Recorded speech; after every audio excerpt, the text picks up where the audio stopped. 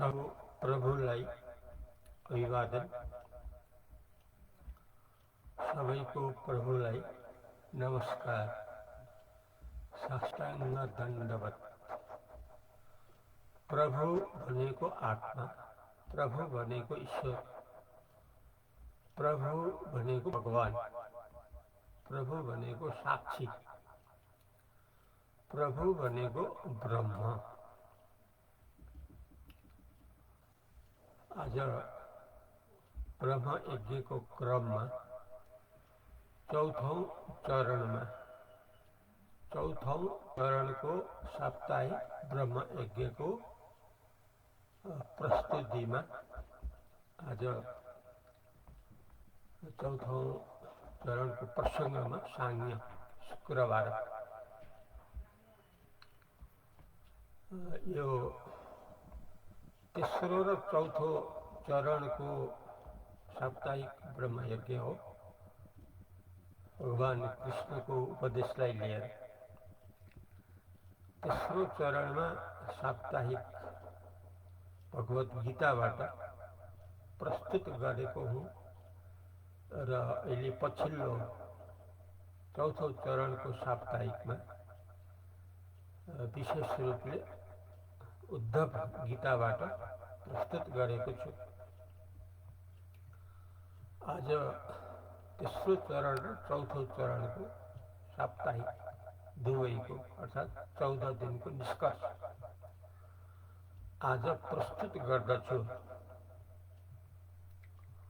भगवान कृष्णबाट उपदिष्ट दुई गीता, श्रीमद् भगवत गीता, उद्धव गीता, दुई गीतामा दुई शिष्यलाई अर्जुन र उद्धवलाई परमार्थ तत्त्व बताउनु भएको थियो। परमार्थ तत्त्व भनेको आत्माको वास्तविक स्वरूप र भगवान कृष्ण भन्नुहुन्छ स्वरूप भ्रमले अर्थात् यथार्थ स्वरूप नजान्नुबाट अनात्मामा अर्थात् आत्मा विपरीत जो अनात्मा हो त्यसमा आफू बुद्धि हुनुको कारणले जो अनुभव हुन्छ त्यो वास्तविक अनुभवदेखि धेरै भिन्न हो, धेरै अलग। यसरी सुरुमा बताउनुहुन्छ भगवान कृष्णले। अर्थात् आफ्नो स्वरूप भनेर, आफू भनेर यो शरीर, इन्द्रिय, प्राण, मन, बुद्धि, अहंकार, अभिमान, माया जो भाव छ, यसपूर्वक जो अनुभव छ, जस्तो जागृतमा अनुभव, स्वप्नमा अनुभव, सुषुप्तिमा अनुभव जो छ,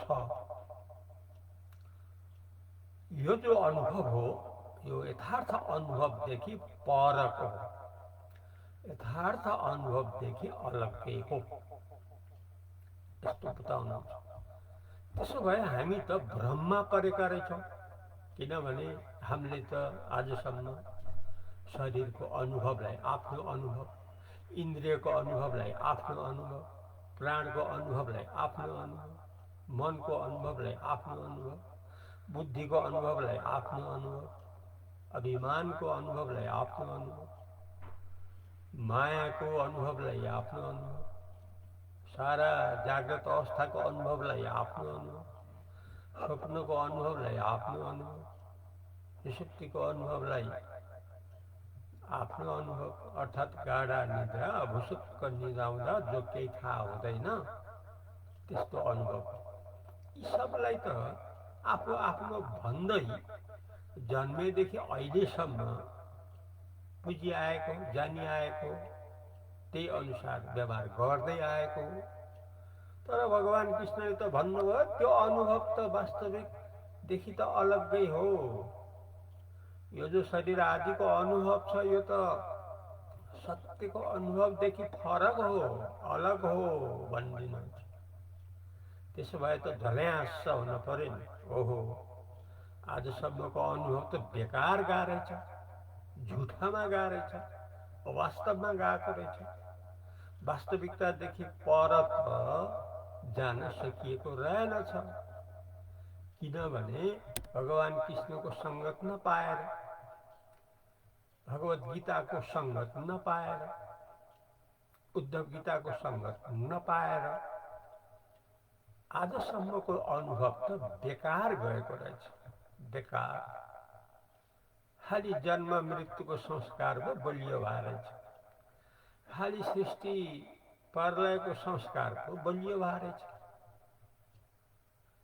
खालि मृत्युलाई साँचो मानेर बसिएको रहेछ, ठुलो भ्रम बोकेर बसिया रहेछ। त्यसले गर्दा पो साह्रै दुःख चिन्ता डर सधैँ भइरहेको रहेछ। दुःख चिन्ता डर हटाउनलाई रात दिन कोसिस गर्दा पनि नसक्नुको कारण त त्यही रहेछ। भगवान् कृष्णको उपदेशदेखि टाढा भएको कारणले पो रहेछ। यथार्थ जान्न नसक्नुको कारणले पो आजसम्म ज्यादै चिन्ता, ज्यादै दुःख, ज्यादै डर, दुःख नमिसिएको सुख त फेला पार्नै नसकिएको रहेछ। बल्ल थाहा भयो कारण कि किन चिन्ता, दुःख, डर सधैँ भइराखेको रहेछ। हटाउन खोज्दा पनि हटाउन नसकिएको कारण बल्ल थाहा भयो। थाहा भयो भगवान् कृष्णको उपदेशबाट।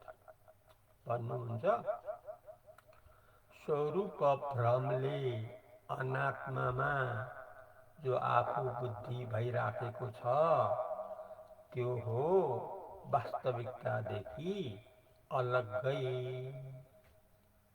अब थाहा भयो। अब सावधान भएर जान्नुपर्ने अवस्था आयो। अब भन्नुहुन्छ भगवान् कृष्ण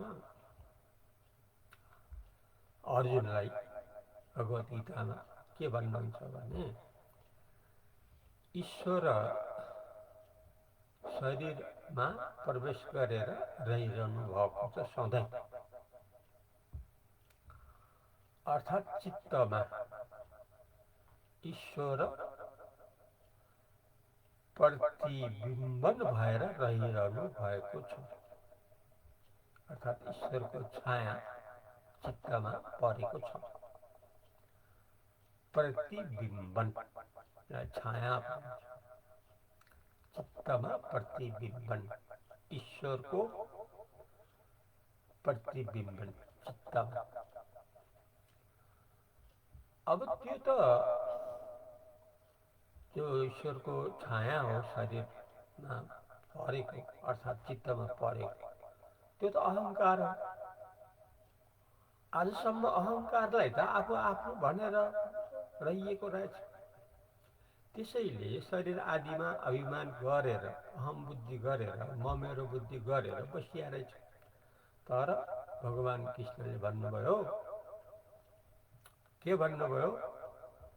अहङ्कारदेखि अलग्गै, अहङ्कारको नजिकै सदा प्रकाशित आत्मा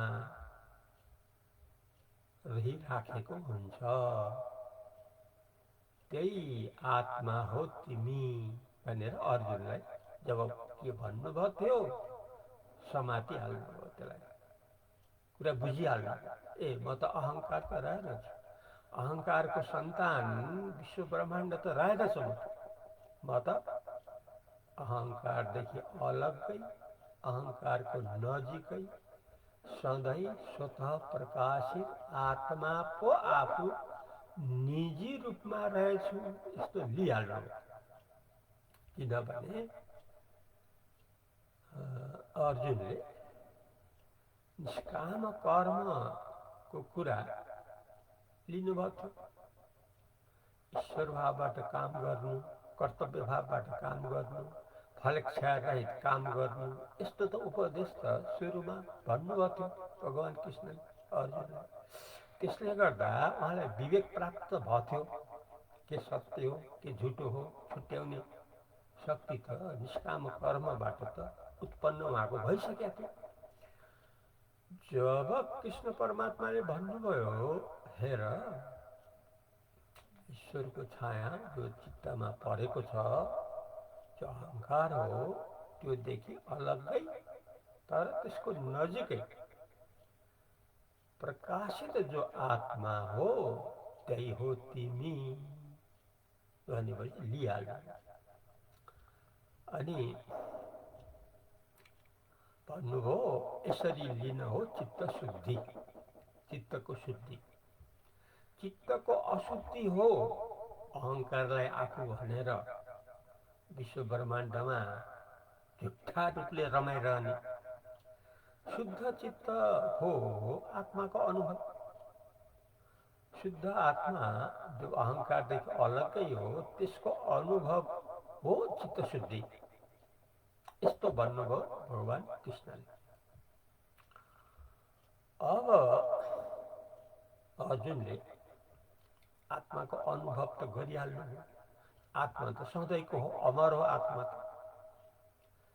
त्यसैले आत्मालाई लिइहाल्नु हो। यसरी शरीरभित्र प्रकाशित जो आत्मा हो त्यो आत्मामा लगातार रहिराख्नु भयो।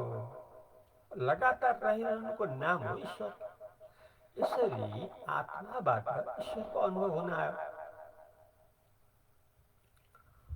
ईश्वरलाई लगातार लिनु हो किन मेरो स्वरूप त ईश्वर रहेछ।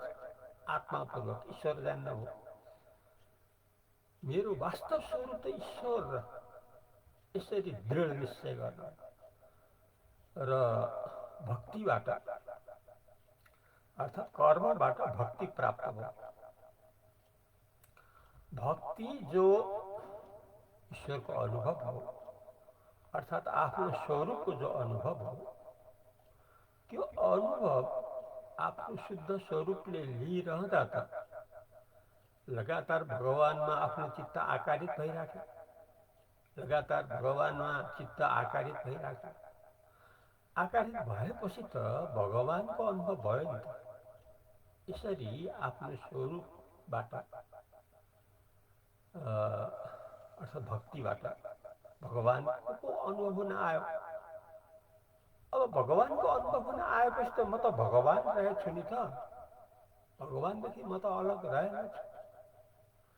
त्यसकारणले जब म भगवान रहेछु भने म किन भगवान भएर नरहने?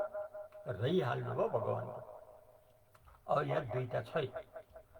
सत्व गुण जो चित्त वृत्ति हो अब त्यो पनि छैन। निर्गुण भक्तिमा यस्तो हुन्छ भगवान मेरो स्वरूप हो भनेर। यसरी सिङ्गो भगवान जो ब्रह्म हो यस्तो ज्ञानलाई ब्रह्म ज्ञान भनिन्छ। आत्माको ज्ञान जो हो ब्रह्म ज्ञान। ब्रह्म ज्ञानपूर्वक ब्रह्म बनिहाल्नु भयो, मुक्त भइहाल्नु भयो अर्जुन। ठिक त्यसरी उद्धव पनि अब भगवत गीता भन्दा उद्धव गीता सरल, ज्यादै सरल भन्नुभयो उद्धवलाई। सारा वृत्ति हो, मानिसहरू देवताहरू सारा वस्तुहरू यो त वृत्ति हो।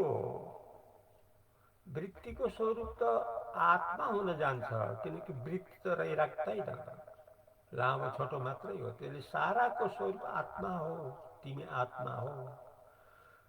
जागृत स्वप्न सुषुप्ति जो दृश्य हो त्यो दृश्य साँचो होइन, द्रष्टामा दृश्य हुन सक्दैन। त्यसैले दृश्य र द्रष्टा साक्षी ब्रह्म हो आफू भनेर उद्धवलाई भन्नुभयो। र दृश्य द्रष्टाको विवेकबाट उद्धवले ब्रह्म भइहाल्नु भयो। यसरी दुवैले सारा दुःखलाई हटाउन सकेर जो सधैँको अमर सत्य हो त्यो सत्य जो ब्रह्म स्वरूप हो त्यसमा परिणत दुवै भइहाल्नु भयो। सधैँको लागि मुक्त हुनुभयो। हरि ओम तत्सत्।